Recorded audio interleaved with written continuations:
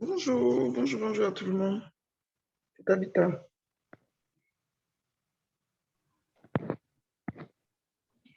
Bonjour. Bonjour. Alors, vous inquiétez pas, votre enseignant va arriver. D'accord. Aurélie? Allô?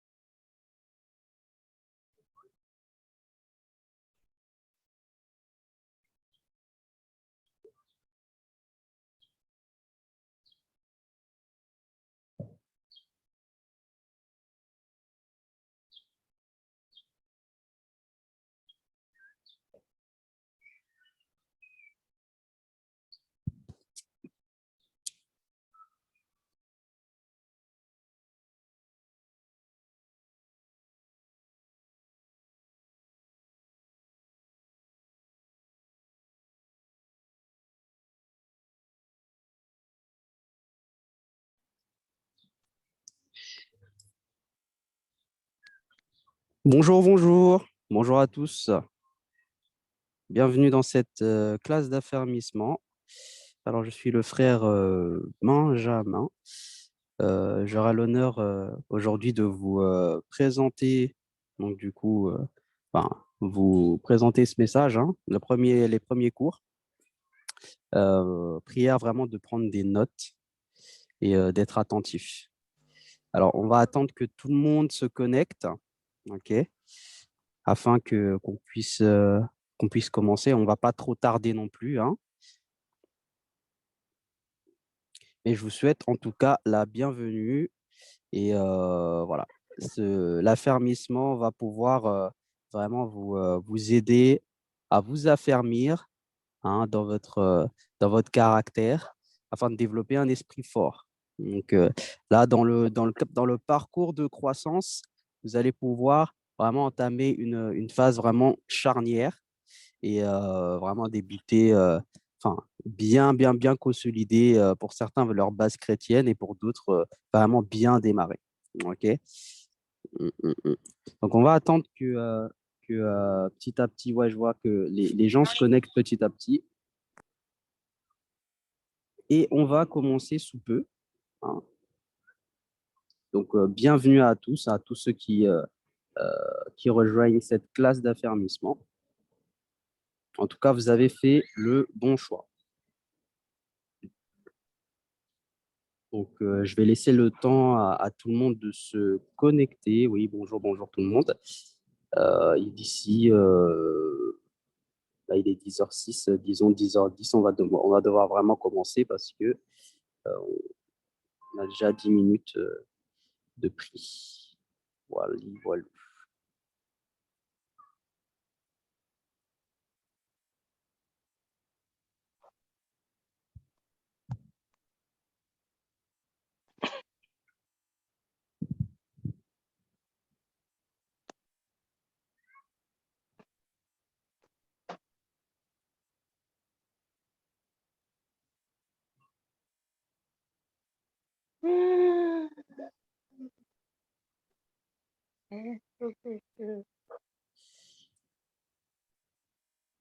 Alors, comme je l'ai dit précédemment, hein, un peu plus tôt, voilà, je vous conseillerais fortement de prendre des notes, hein, de tout ce qui va se dire pendant ce premier cours et vraiment d'être attentif afin de pouvoir assimiler en fait les connaissances, hein.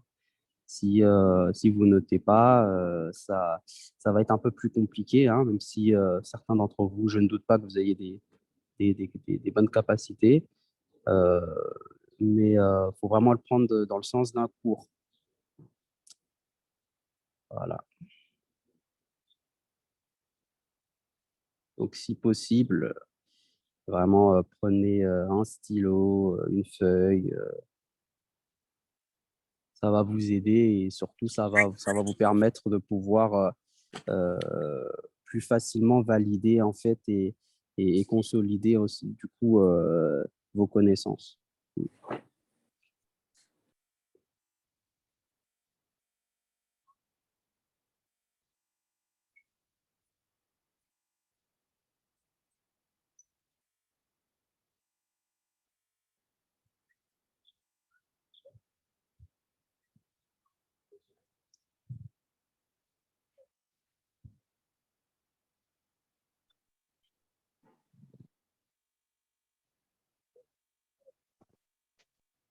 Bonjour. Bonjour.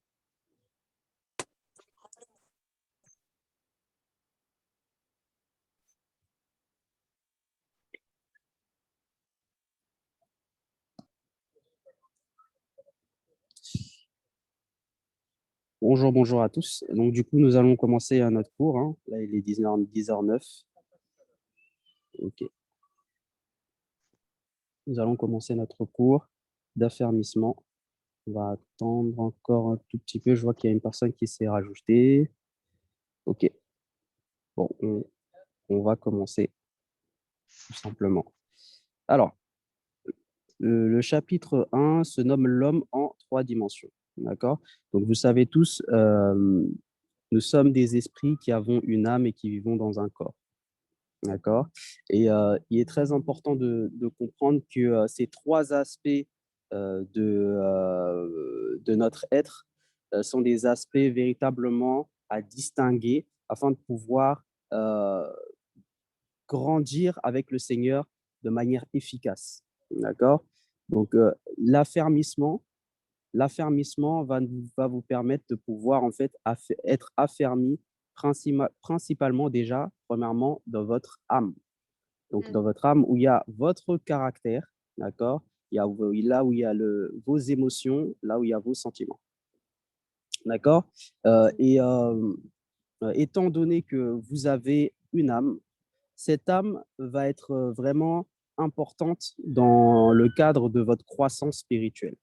D'accord? L'apôtre a souvent l'habitude de dire que le caractère, c'est le réceptacle de l'onction, parce que votre caractère est vraiment ce qui va vous permettre d'aller beaucoup plus loin avec le Seigneur.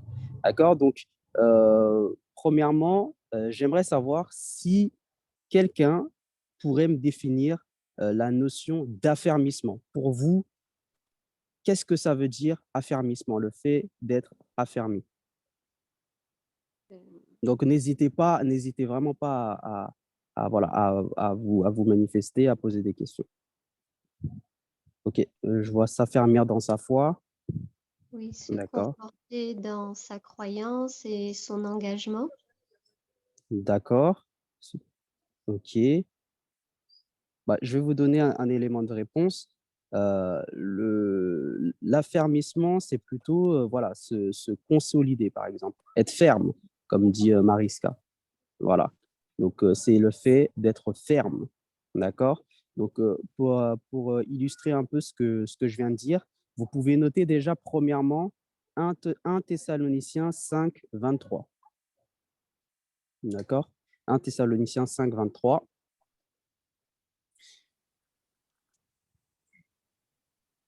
D'accord? Donc, la Bible va dire dans 1 Thessaloniciens 5, 23 que le Dieu de paix vous sanctifie lui-même tout entier et que tout votre être, l'esprit, l'âme et le corps soient conservés irrépréhensibles lors de l'avènement de notre Seigneur Jésus-Christ.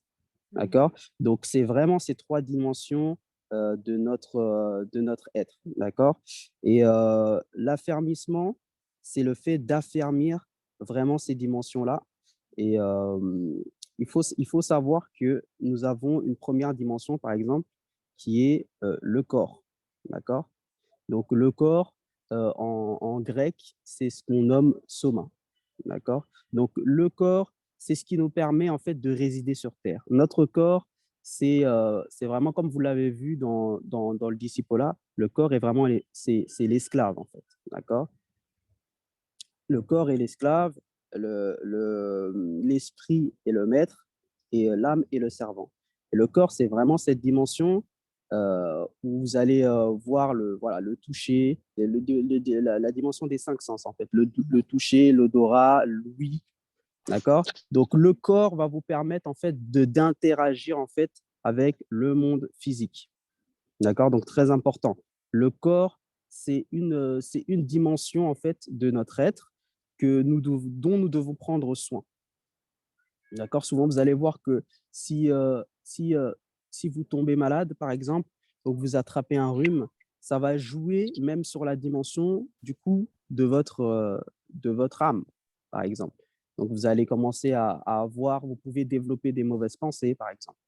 D'accord? Vous pouvez, par exemple, si vous commencez à être fiévreux, bah, la fièvre, par exemple, chez certaines personnes, vous pouvez développer, par exemple, des pensées un peu plus tristes.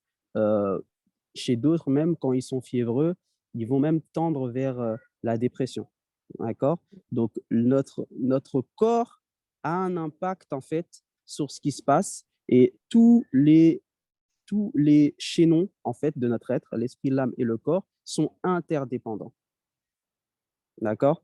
Ils sont interdépendants, donc ils dépendent l'un de l'autre. OK? Donc, concernant notre corps, il faut en prendre soin, d'accord? Comme il le dit dans 1 Thessaloniciens, d'accord? Donc, nous devons vraiment conserver ce corps-là, d'accord? Et la deuxième dimension, c'est l'âme, comme je vous l'ai dit, donc c'est en grec le mot psyché, d'accord? Donc, comme je vous l'ai dit, c'est là où il y a le siège, en fait, de notre intelligence, d'accord? Donc, notre manière de comprendre les choses, notre manière de fonctionner, d'accord? Notre âme va véritablement faire être cette plateforme, en fait, cette plateforme décisionnelle dans laquelle on va pouvoir, en fait, comment dire, faire interagir, faire bouger, par exemple, notre corps, parce que c'est à partir de notre âme que nous recevons les informations, nous les traitons, d'accord? Voyez notre âme comme une grande base de données, par exemple, Ah ouais. dans laquelle nous traitons en fait toutes les informations, que ce soit les informations négatives, les informations positives, et selon notre intelligence, donc l'intelligence, c'est la compréhension des choses, nous arrivons du coup à pouvoir déterminer certaines choses, d'accord? Ressentir du coup des émotions, d'accord? Les émotions, c'est la réaction, d'accord, à des événements, à des choses qui nous entourent, etc. D'accord? L'idée, c'est de vraiment comprendre que dans notre âme, il y a nos émotions, d'accord? Il y a notre intelligence, donc notre manière de comprendre des choses, notre manière de traiter les choses. Et notre âme va vraiment être très, très, très importante dans notre parcours, dans notre croissance spirituelle. D'accord? Donc, c'est vraiment un point essentiel. D'accord? Et finalement aussi, dans notre âme, il y a ce qu'on appelle la volonté. D'accord? Nous communiquons via notre âme. OK? Par exemple, qu'est-ce qu'on veut sauver? On ne veut pas sauver des corps, d'accord? On ne veut pas sauver des esprits, d'accord? Parce que lorsque vous êtes chrétien, lorsque vous devenez chrétien, votre esprit est recréé, d'accord? Amen. Mais votre âme n'est pas recréée. Et c'est ça qu'il faut affermir, c'est ça qu'il faut consolider, c'est ça qu'il faut changer, c'est ça qu'il faut transformer. C'est notre âme. D'accord? Ce que nous venons sauver, c'est quoi? Ce sont des âmes. Voilà pourquoi la formation des disciples aussi, c'est important. Parce que c'est ça qui forme, du coup, qui consolide, qui affermit, du coup, l'âme d'une personne afin que cette âme puisse rentrer, du coup, comment pourrais-je expliquer ça? Dans un système de pensée qui est véritablement inspiré du Saint-Esprit. Parce que vous pouvez naître de nouveau, d'accord? Des choses peuvent changer de manière radicale hein, par la grâce de Dieu, mais il y a certaines choses qui, dans votre âme, que votre âme a enregistré, des habitudes, des émotions, des ressentis, en fait, que tout simplement, nous devons adapter à notre nouvelle nature. D'accord?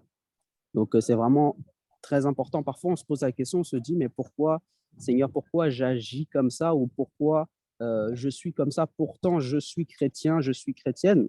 Bah, la question, la réponse est simplement le renouvellement de l'intelligence. Le renouvellement de l'intelligence. Se mettre au niveau, le haut niveau de compréhension de la parole de Dieu et ne pas se baser sur ce que notre âme a enregistré tout au long de ces années. OK? Donc, c'est vraiment, vraiment important. Donc, il y a un troisième volet, en fait, aussi. Amen. Il y a un troisième volet au sein de notre être, c'est notre esprit. D'accord? Notre esprit, donc, ça en grec, c'est pneuma, d'accord? Qui veut aussi dire vent, par exemple. Notre esprit, c'est ce qui est recréé. D'accord? Notre esprit, c'est ce qui est transformé. Notre esprit est lié au Saint-Esprit. OK? Donc, notre esprit et le Saint-Esprit ne font plus qu'un. Donc, nous sommes sauvés par cette affiliation-là dans notre esprit. D'accord? Maintenant, le but, ça va être que notre esprit puisse véritablement, en esprit, en vérité, imposer, en fait, donc du coup, la parole de Dieu à notre âme et afin que notre corps aussi suive. D'accord? Donc, dans notre esprit, nous avons la communion avec Dieu, comme je vous l'ai dit. Donc, c'est dans notre esprit que nous avons cette communion-là avec le Seigneur. Ok, c'est dans notre esprit que nous avons cette communion-là. Donc, la communion, union avec Dieu. Dans notre esprit, nous avons du coup l'intuition aussi. Dans notre esprit, nous pouvons ressentir des choses et l'intuition va permettre à ce que nous puissions ressentir des choses, pressentir des choses, être sensibles spirituellement dans certains cas, dans certains points. D'accord? Parfois, vous allez être là et vous allez sentir, non, il faudrait plutôt que j'aille vers ce chemin-là. Il ne faudrait pas que j'aille de l'autre côté. C'est votre intuition qui rentre en action. D'accord? Dans notre esprit, il y a aussi ce qu'on appelle notre conscience. D'accord? Notre conscience, la conscience du bien et du mal. Amen. Amen. N'hésitez pas, surtout pas à interagir. Donc, dans notre esprit, il y a notre conscience. D'accord? Donc, nous sommes conscients du bien, du mal. Nous sommes conscients de la présence de Dieu, conscients de ce qui se passe. Donc, notre conscience agit à travers notre esprit. D'accord? Ce n'est pas quelque chose qui se passe dans notre intellect, mais véritablement dans notre esprit. D'accord?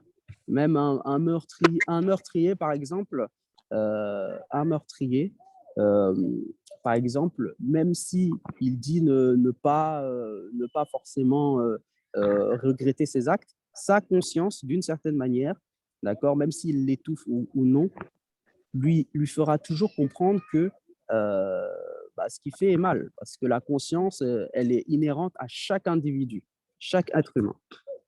D'accord?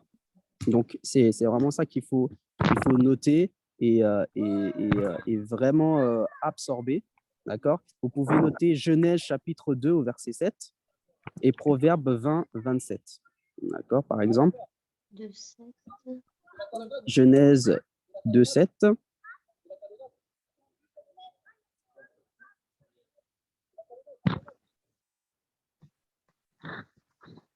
Et Proverbe Genèse 2, 7 et Proverbe 20, 27.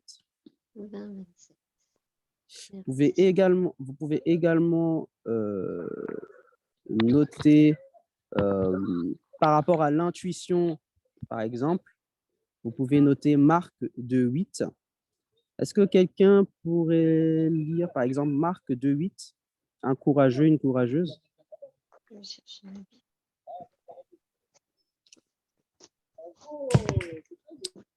Est-ce qu'il y a un courageux, une courageuse parmi nous, d'accord, qui pourrait illustrer un cas pratique dans lequel Jésus... Je peux lire Oui, vas-y. Marc 2,8. Jésus connut aussitôt par son esprit leur raisonnement intérieur et leur dit: Pourquoi faites-vous de tels raisonnements dans vos cœurs? Amen. Amen. Voilà, là c'est vraiment un cas pratique en fait de l'intuition. Parfois, votre intuition, plus elle est aiguisée, elle peut comment dire, elle peut vous conduire à pouvoir comprendre ce qui se passe dans le monde spirituel et plus précisément dans le cœur des gens comme Jésus le faisait. D'accord? Donc, il sentait que les pharisiens pensaient des mauvaises choses ou avaient des mauvais raisonnements, des faux raisonnements par rapport à lui dans leur cœur. D'accord?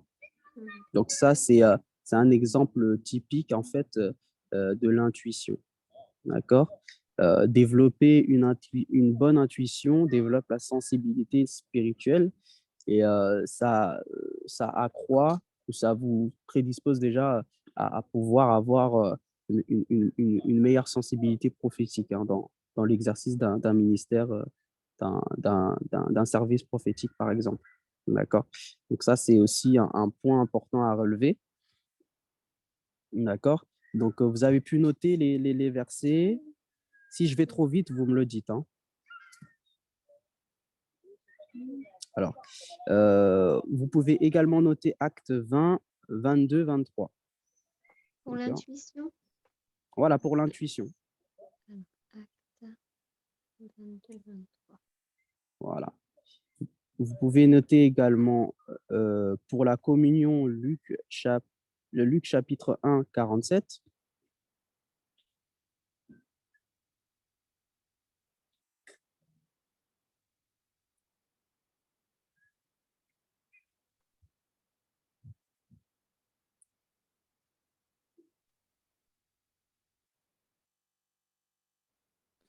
Pardon, j'ai pas compris pour Luc, s'il vous plaît, vous pouvez répéter? Luc chapitre 1, verset 47. Merci. Ok, Luc chapitre 1, verset 47. Alors, pour, pour la communion aussi, Jean 4, 23.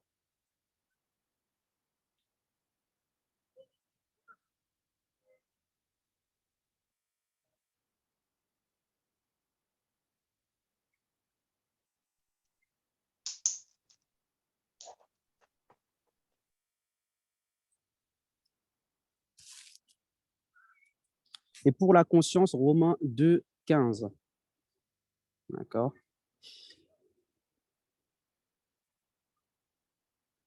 Par exemple, Romains 2, 15. Hein.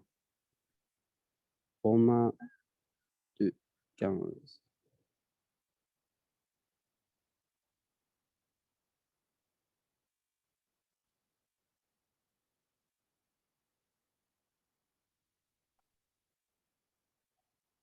Romains 8, 15, excusez-moi, pardon.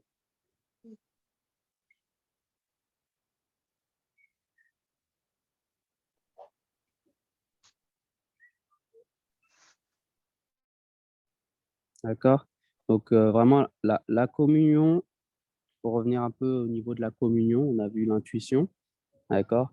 La communion, c'est vraiment l'adoration de Dieu dans notre esprit. Quand tu es en communion avec Dieu, il y a une symbiose, il y a un accord, il y a une union, comme union. Euh, et cette communion, c'est quelque chose qu'il faut alimenter et conserver, comme vous le savez. Ok. Donc, la communion va vous permettre de développer en fait une intimité avec Dieu. D'accord? C'est l'espace, en fait, c'est le pendant dans notre esprit qui amène en fait l'intimité avec le Seigneur à travers en fait une relation stable. Ça passe par la prière, ça passe par les temps d'adoration, par les temps de louange, ça passe par les temps d'études bibliques, ça passe par les temps d'enseignement, par exemple, d'accord, quand vous êtes enseigné et même quand vous enseignez, d'accord. À partir du moment où, où, euh, où vous élevez le nom de Jésus, vous activez la communion, d'accord. D'ailleurs, quand on enseigne, je trouve que c'est plus fort, on le sent vraiment la communion. Oui, parce que généralement, je dis bien, hein, quand on enseigne avec une onction, en fait, tout Amen. simplement. Voilà. Dieu nous équipe, d'accord? Dieu nous équipe et lorsqu'on enseigne, lorsqu'on parle de la parole de Dieu, lorsqu'on parle de la part de Dieu, lorsqu'on dit le nom de Jésus, bah, Jésus se manifeste. La Bible va dire là où deux ou trois sont réunis en mon nom, je suis au milieu d'eux. Donc, tout Amen. simplement, l'enseignement va amener, l'enseignement, lorsqu'on parle de Dieu, de la part de Dieu, en fait, Dieu nous équipe, Dieu amène le mouvement de son esprit. Sinon, il n'y a aucune efficacité, sinon, il n'y a aucune force. D'accord? Bon, l'apôtre aussi va parler du fait d'exercer le ministère avec et sans onction. Ça, c'est des choses un peu plus différentes parce que parfois, des personnes peuvent enseigner mais ne sont pas remplies du Saint-Esprit. D'accord? Donc, il faut vraiment, vraiment, vraiment, vraiment aussi faire attention avec ça.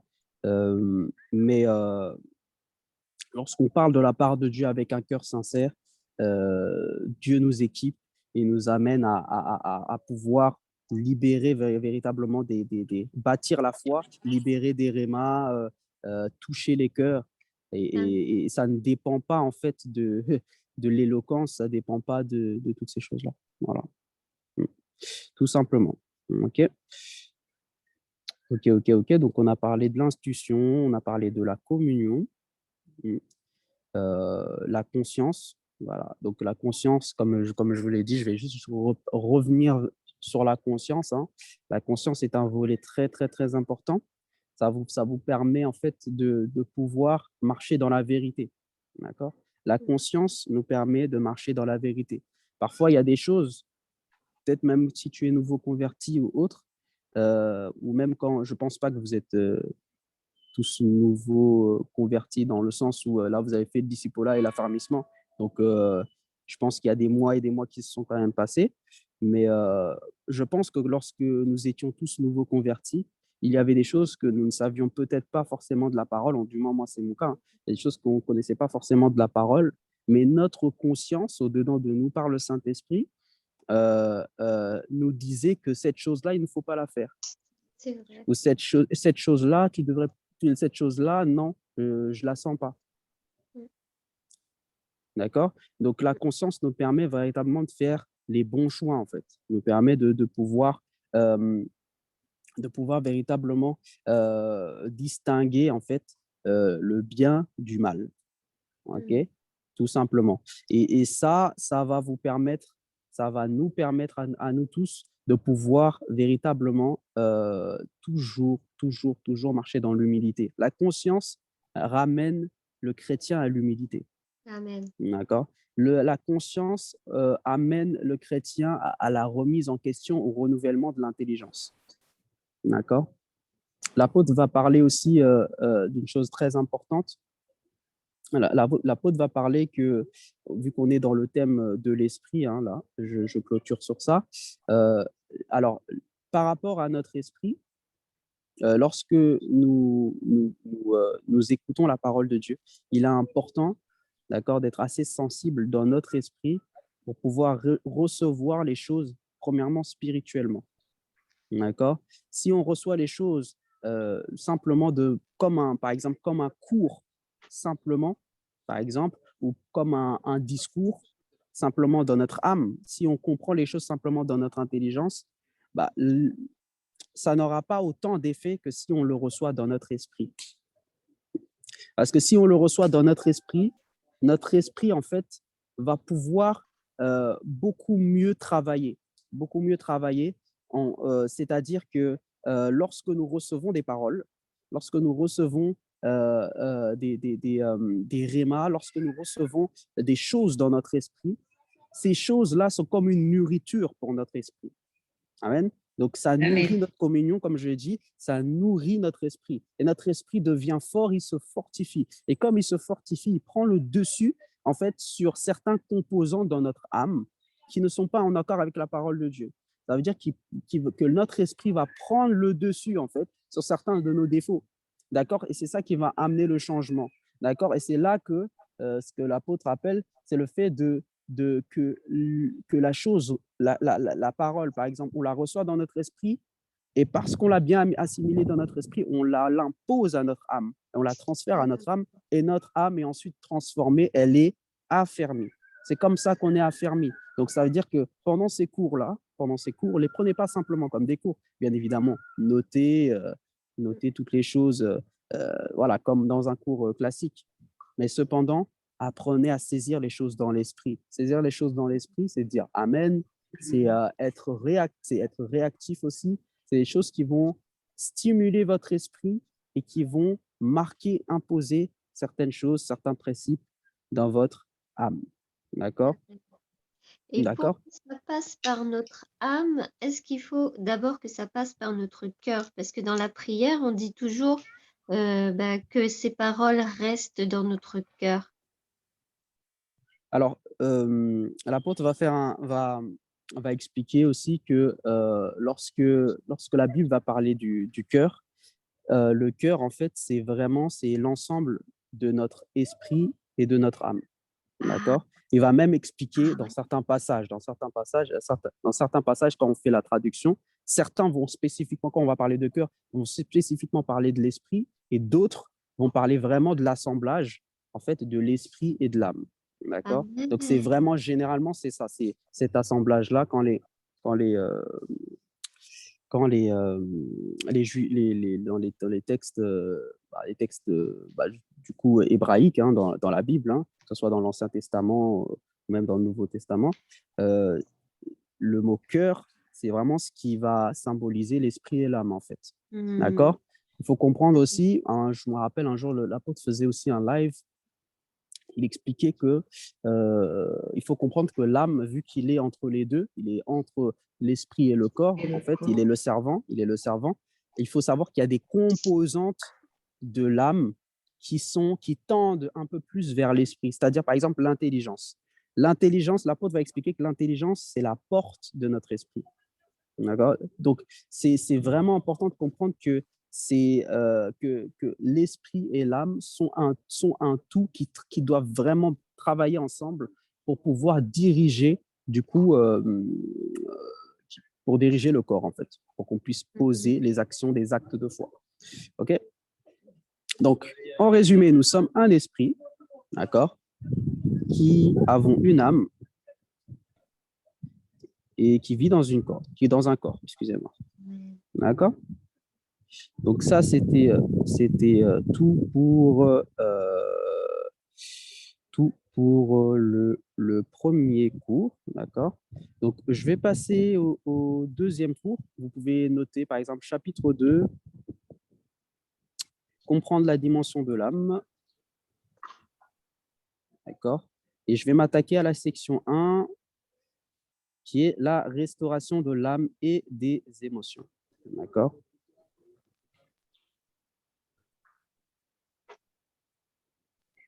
Amen. Vous avez pu noter? Amen. Comprendre la dimension De l'âme. De l'âme. Ok. Voilà, c'est ça. La première section 1, la restauration de l'âme et des émotions. D'accord? OK? Donc, Excusez-moi, vous pouvez répéter, s'il vous plaît? comprendre la dimension de l'âme. C'est le chapitre 1.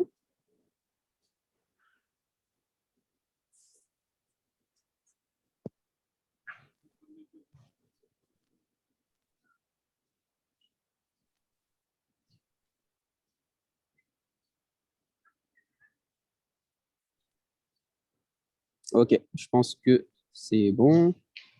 La restauration de l'âme et des émotions. Alors, là, je vais avoir besoin de vous. OK? Donc, vous pensez. Donc, la restauration de l'âme et des émotions. Alors, nous savons tous, ou du moins pour certains, peut-être je vais l'apprendre, que la restauration de l'âme est un processus qui est charnière dans la vie d'un chrétien. Comme je vous l'ai dit, lorsque nous recevons le Seigneur, notre âme est transformée, d'accord? Notre esprit, excusez-moi, est transformé, mais notre âme a encore des difficultés sur certains points, c'est sûr et certain, à pouvoir se soumettre à la parole de Dieu. Amen. D'accord? Donc, c'est un processus. D'accord? L'idée, c'est de pouvoir faire un travail sur son caractère. Je crois que le mois dernier, on était dans le mois du caractère, donc ça tombe bien. D'accord? Et nous avons appris pas mal de notions, en fait, qui nous permettent, en fait, d'amener une restauration, en fait. D'amener une restauration. Et le but de l'affermissement, c'est d'affermir, mais c'est aussi de restaurer. D'accord? Ça, c'est vraiment deux volets très importants parce que lorsqu'on affermit, on restaure. On consolide la parole de Dieu dans notre esprit et la Bible va dire, il envoya sa parole et sa parole les guérit. Donc, le fait d'être consolidé, d'être fortifié par la parole de Dieu amène la restauration, amène la guérison, amène la fortification de notre âme par la parole. Il n'y a aucun remède plus puissant que la parole de Dieu parce que la parole de Dieu et la personne de Dieu qui se manifeste dans notre vie par son amour, par sa puissance. Et notre âme est restaurée et rafraîchie. Amen. OK? Donc, la restauration de notre âme est un processus important. D'accord?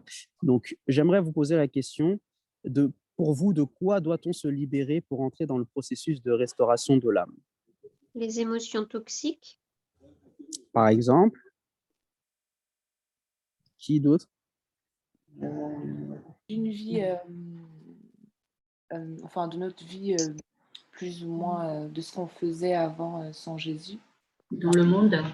Dans le monde, enfin des habitudes du monde, de façon d'être, enfin. Mais pas tout, mais vraiment ceux qui étaient néfastes, je veux dire. D'accord. D'accord. Je me dis aussi que les mauvaises fréquentations, par exemple. Exactement. En fait, tout ce qui était dans le monde qui n'appartenait pas au monde spirituel. Voilà, par exemple, effectivement, par exemple. Donc, Philippiens 3, 14, 14, Philippiens 3, 14, 15, excusez-moi. Vous pouvez noter ce verset. Philippiens 3, 13, 14, excusez-moi. Vous pouvez noter ce verset.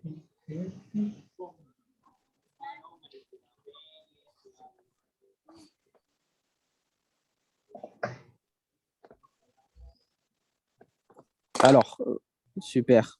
Philippiens 3, 13, 14. Donc, est-ce que quelqu'un peut lire pour qu'on ait l'élément de réponse? Parce que tout est dans le verset. Je peux? Oui, allez-y. Philippiens 3, 13, 14, je lis au nom de Jésus. Amen. Frère, je ne pense pas l'avoir saisi, mais je fais une chose, oubliant ce qui est en arrière et me portant vers ce qui est en avant.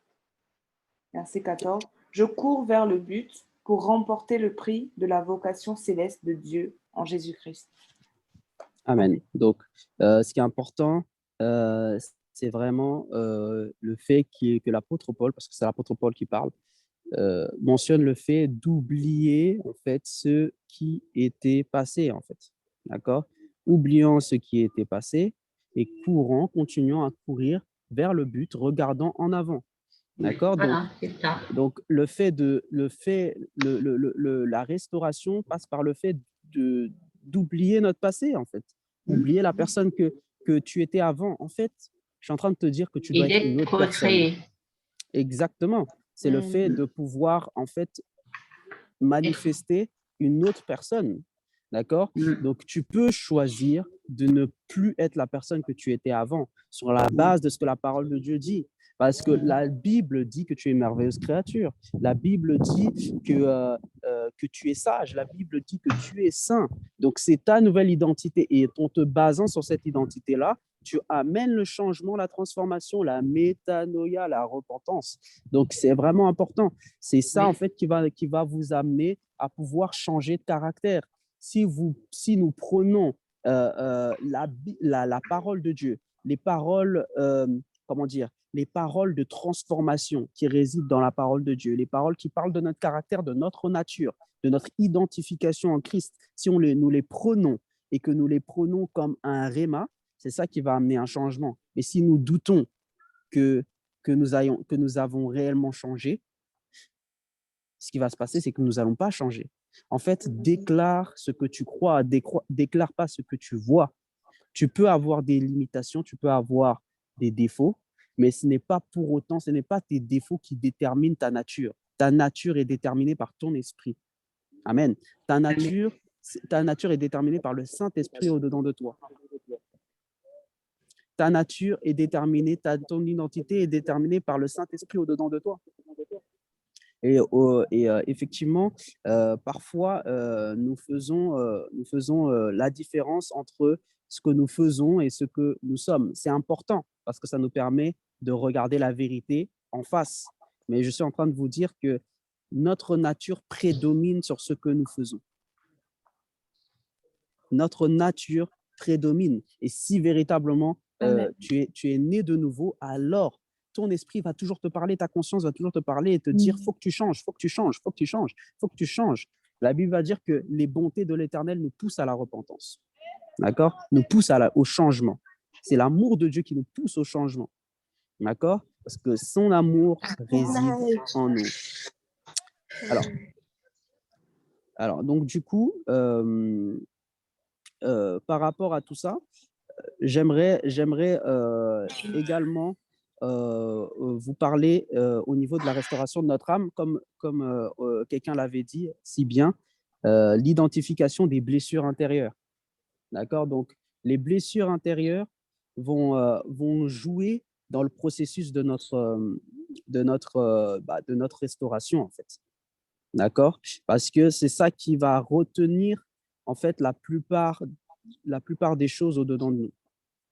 Ça veut dire que les blessures vont retenir les frustrations, la colère, la haine, d'accord? Et va retenir beaucoup de choses, en fait, qui sont liées à notre passé, d'accord? Et souvent, on pense que certaines blessures sont fermées, sont déjà restaurées, mais parfois, il y a ce qu'on appelle des cicatrices aussi, d'accord? Donc, à chaque fois que tu vas regarder la cicatrice, tu vas repenser à la chose, d'accord? Or, Dieu dit qu'il nous guérit, il nous rend entiers. D'accord? Sa guérison, elle n'est pas partielle. Sa guérison, elle est véritablement complète. D'accord? Dans la mesure où nous sommes des enfants de Dieu, nous devons faire table rase du passé. D'accord? Donc, l'idée, c'est de pouvoir identifier les blessures que nous avons. D'accord? Parce que si nous ne les identifions pas et nous ne les travaillons pas, ce qui va se passer, c'est que nous allons nous retrouver comme la femme de Lot. D'accord? Donc, je pense que nous connaissons tous cette histoire, hein, de la femme de Lot. D'accord? Cette histoire, elle est dans Genèse 19, 17 et Genèse 19, 26. D'accord? Donc, la femme de Lot, elle a été changée en statue de sel. Pourquoi? Parce qu'elle a désobéi à Dieu. D'accord? Donc, on lui a dit de ne pas regarder en arrière. Elle a regardé en arrière. Et comme elle a regardé en arrière, elle a regardé à son passé. Parce que Sodome et Gomorrhe étaient la manifestation, la représentation de son passé. Était la représentation de ce qu'elle pensait avoir perdu. Le problème, c'est que parfois, on s'attache à certaines choses parce qu'on pense les perdre. Alors que vous pouvez noter, par exemple, Philippiens 3, verset 7, à partir du verset 7 aussi, jusqu'au verset 15 à peu près, je crois. Donc, c'est là où l'apôtre Paul va expliquer que les choses qui étaient pour moi des gains, je le vois comme des pertes à cause de Christ. D'accord? Oui. 7, Philippiens 3, 7 jusqu'au verset 15, par exemple. Non, pour l'histoire de la femme de Lot. Alors, c'est Genèse 19, verset 26 et Genèse 19, verset 17. Merci. D'accord. Très bien. OK. D'accord. Alors, le problème, c'est que l'exemple de cette femme, de la femme de Lot, est très explicatif, très explicite de ce qui nous arrive souvent dans notre vie chrétienne. Parfois, nous avons un passé, nous avons des personnes qui sont liées parfois à notre passé ou des endroits qui sont liés à notre passé. Et parfois, Dieu va nous demander de vraiment faire table rase de ces choses-là. Certaines personnes, je connais des témoignages, des personnes qui ont dit, voilà, quand je suis devenu chrétien, j'ai dû déménager. Ce sont des actes de foi qui nous permettent de nous détacher, que ce soit géographiquement ou spirituellement, de certaines choses, certaines personnes. Quand je suis devenu chrétien, je me suis séparé de ma copine, par exemple. Un exemple. Hein. Certains témoignages sont de sorte parce que notre passé va toujours vouloir venir nous rattraper et nous rappeler l'ancienne nature que nous avons, c'est-à-dire le vieil homme. D'accord? Donc, le combat de la foi réside aussi dans le fait de faire table rase du passé. D'accord? Et l'exemple de la femme de Lot, c'est très souvent ce que nous faisons. Oui, je veux grandir avec Dieu, mais tu continues, par exemple, si tu venais d'une famille qui pratiquait peut-être je sais pas moi, des choses occultes, par exemple, mais tu continues à faire ça pour plaire à ta famille. tu es encore attaché à ton passé. Je veux grandir avec Dieu, mais mon but initial, c'était de devenir ingénieur, etc. Or, Dieu t'appelle à pouvoir être prédicateur et tout laisser tomber, par exemple. Ce sont des exemples, hein, prenez-les vraiment pas au premier degré. Donc, par exemple, ça peut être beaucoup de choses. Et notre passé, ce n'est pas forcément que des blessures. Ce n'est pas que ça. Notre passé, ça peut être nos projets, d'accord? Parce que à partir du moment où Dieu rentre dans nos vies, nos projets changent. Nos projets sont transformés parce qu'il y a des prérogatives, les impératifs de Dieu qui rentrent en jeu, hein, d'accord? Donc, ces impératifs-là, il faut les remplir. Il faut les remplir parce que, rappelle-toi de ce que tu as dit à Dieu. Tu as dit à Dieu que tu lui donnes ta vie, d'accord? Donc, ta vie ne t'appartient plus, en fait. Amen. Beaucoup de personnes font comme si leur vie leur appartenait encore. Non, en fait, réveille-toi. Ta vie ne t'appartient plus. Et à partir du moment où ta vie ne t'appartient plus, tu ne peux plus agir comme si ta vie t'appartenait, en fait. Comme si les choses étaient indues. Donc, si tu penses que les choses dans la vie sont indues, tu te trompes. Parce que tout ce qui te constitue est à Dieu. Ta dévotion revient à Dieu. Ton argent revient à Dieu. Ta famille revient à Dieu. Ton temps revient à Dieu. Ta vie, ta vie, la manifestation du temps pour toi, personnel, c'est ta vie. Donc, ta vie revient à Dieu, ton temps revient à Dieu. Et parfois, en fait, on ne comprend pas que notre passé, c'est tout ça. Ce n'est pas que les blessures, c'est tout ce que tu es, en fait. La Bible va dire, l'apôtre Paul va dire qu'il est esclave de Jésus-Christ. D'accord? Donc, le fait d'être esclave, ça implique, en fait, le fait que tu n'as plus ton mot à dire, en fait. Et parfois, nous pensons que nous avons encore notre mot à dire par rapport à certaines choses.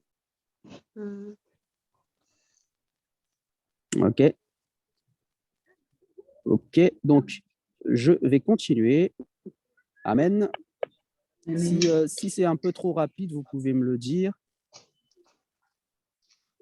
Non, tout est bon pour tout le monde? Oui. OK. D'accord. Donc, parfois aussi, il y a des blessures, en fait.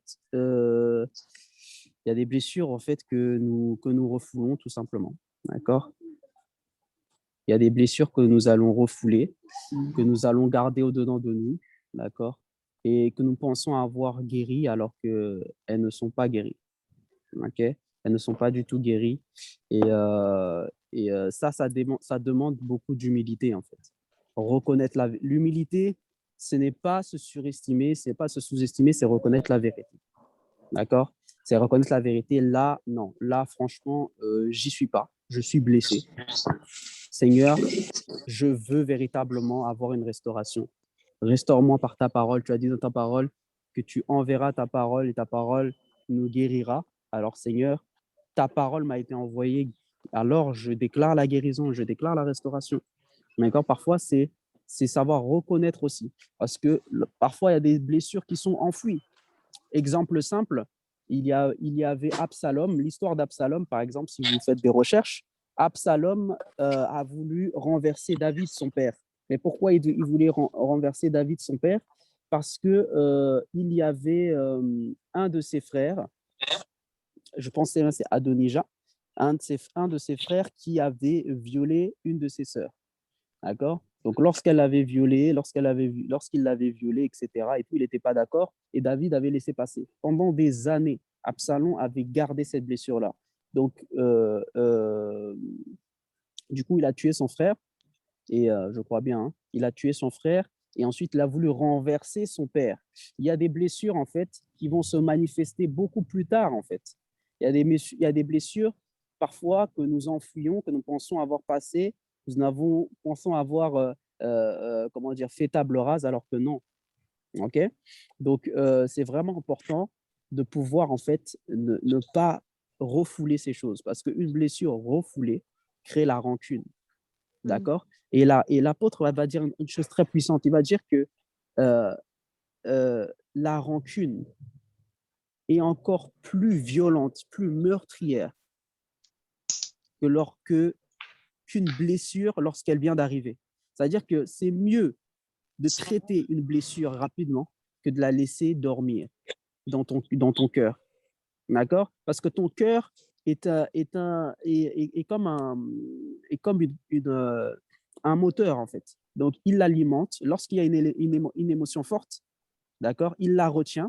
Par exemple, une émotion positive ou une émotion négative, il la retient, il la met au-dedans de lui, donc dans le cœur. Hein. La Bible va dire que le cœur est comme un trésor, donc il le garde au-dedans de lui.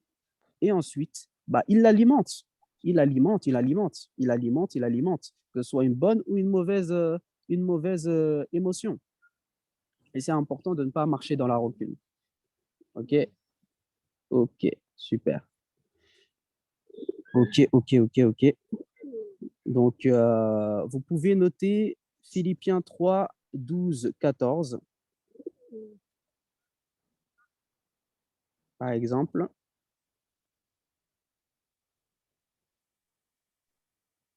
Vous pouvez noter aussi l'histoire de Samson. Juge 13, 5.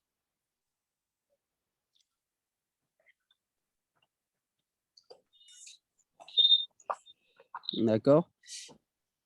Et il faut comprendre que, Juge 13, 5, voilà. Il faut comprendre qu'on guérit par l'onction de Dieu, par la parole de Dieu, comme je voulais préciser.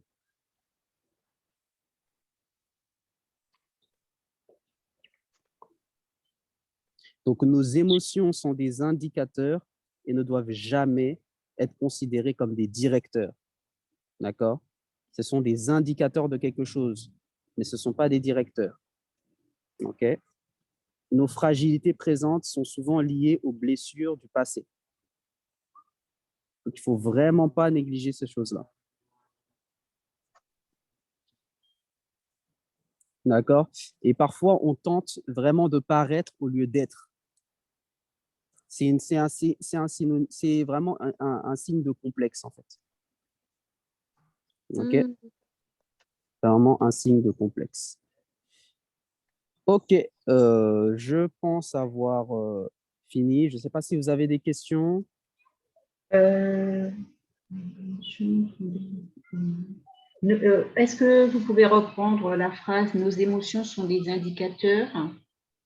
Ouais, nos émotions sont des indicateurs, mais ce ne sont pas des directeurs. D'accord? Donc, ils nous indiquent certaines choses, mais ça ne veut pas dire forcément qu'il nous dirige, qu'il doit nous diriger. Dans la bonne direction. Voilà, c'est ça. D'accord. Tout simplement.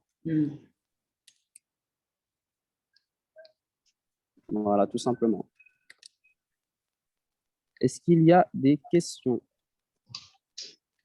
Dans la conversation, il y a des questions.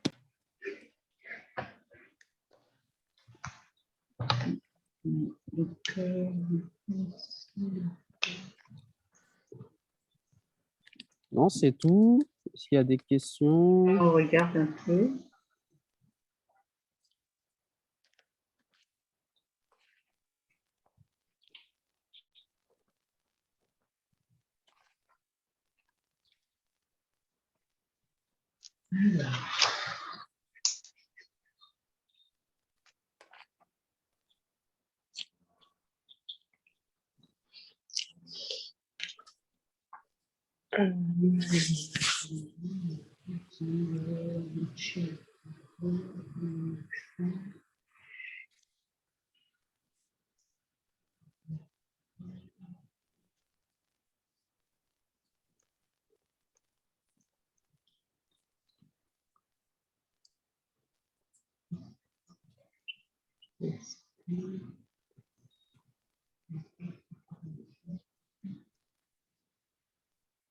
Benjamin, le cours est fini?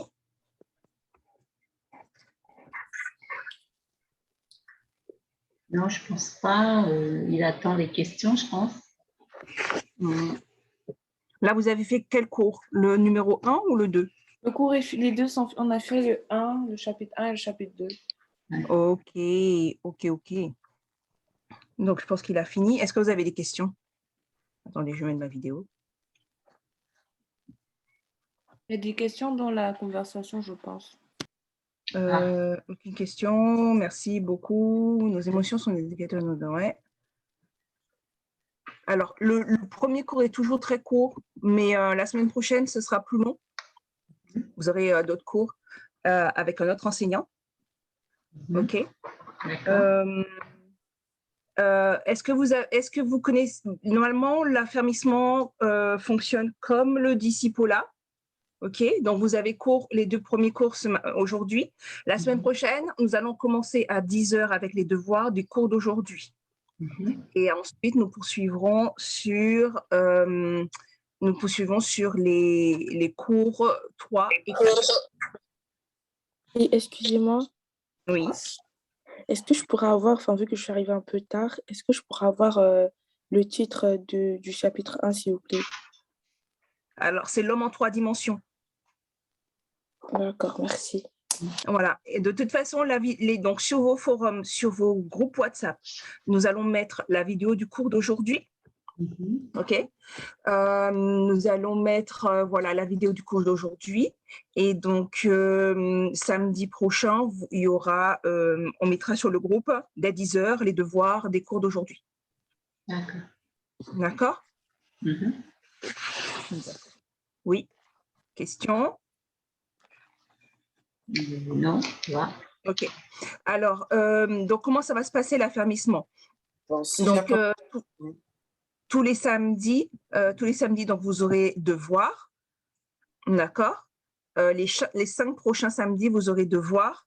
Et puis, chaque devoir doit avoir la moyenne pour valider. Parce que pour nous, le plus important, c'est que vous ayez compris tous les thèmes, tous les cours qui ont été abordés. Donc, il faut que pour chaque cours, vous ayez la moyenne.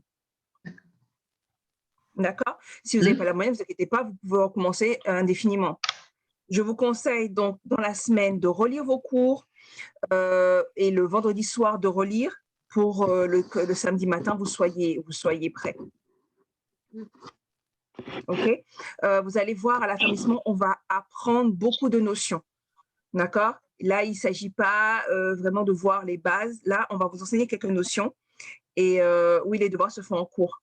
Il ne s'agit pas de voir juste simple notion de la vie chrétienne. On va vraiment vous enseigner certaines notions et on va vous demander, il faut qu'il y ait un travail qui est fait. Hein. D'accord? OK. Donc oui, dès samedi 10h, devoirs. On commence par les devoirs 45 minutes. Les 2 devoirs, c'est assez rapide. C'est pas comme au discipola où il n'y a que des QCM. Il y a des QCM, il y a des questions dans lesquelles vous allez devoir répondre, etc. Il y aura parfois des questions où il faudra argumenter. C'est bon pour tout le monde? D'accord. Donc, samedi prochain, on va finir plus tard. Samedi prochain, on finit pas à 11h, on finira à 12h30. D'accord? Donc, préparez-vous. Si vous êtes absent le samedi, il faut nous faire signe pour qu'on s'organise pour vous faire passer les devoirs. OK? D'accord, OK. Alors, je vous souhaite un bon samedi. Merci, toi aussi. Merci beaucoup. Merci. Soyez bénis. N'oubliez pas de regarder à nouveau le cours. D'accord. C'est important pour faire le devoir, OK? D'accord. D'accord. Merci. OK, bon samedi. À bientôt. Au revoir. Au revoir. Au revoir. Au revoir. Au revoir.